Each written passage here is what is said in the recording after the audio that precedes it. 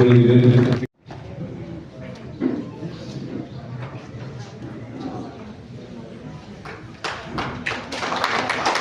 Strike করে এরকম লাগবো,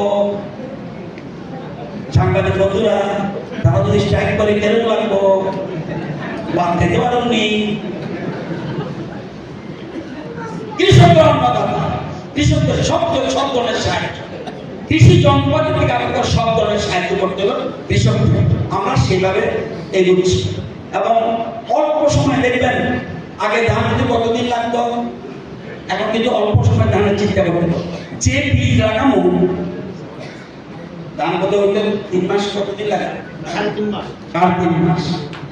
আরো কমে কম করেন, যে জমি কম আরো কম করে দেখা যায় 3 মাসের সময় 3 মাসে যদি ধান করতে পারে, তাহলে আরেকটা ফসল আমি করতে পারবো। আর এই যে ফসল করবেন কে ঠিক করবে? আমরা না, কৃষি বিজ্ঞান।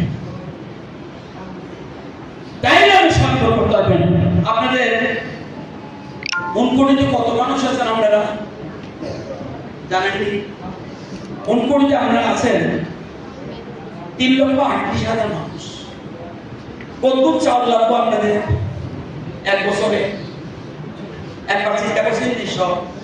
76,000 মেট্রিক টন। আমরা উৎপাদন করেন কত? 64,000 মেট্রিক টন। 12,000 মেট্রিক টন কেনা দিত। এখন উপস্থিত থাকবেন তো, ঠিক নেই? দক্ষিণ ত্রিপুরা বেশি উৎপাদন করে, মানুষ আছে এত বেশি উৎপাদন করে। দক্ষিণ ত্রিপুরা, গোমতী জেলা, সিপাহী জেলা এরা বেশি উৎপাদন করতে, মানুষ থেকে বেশি উৎপাদন করে। আর খোয়াই জেলা একটু শর্ট আছে, 4,000 মেট্রিক। ধলাই এরাও 4,000 মেট্রিক। আপনারা 12,000 মেট্রিক টন শর্ট। এই সরকারি কাবার করতে আধুনিক পদ্ধতির মাধ্যমে। এখানে কারা কারা মান্না সালপান একটু হাত উড়ান তো, একটু দেখে কইছে লজ্জা কোনো কিছু নাই। এটা কেন্দ্র দিতে আমি কি ফ্রি চাল লজ্জা দেখি না।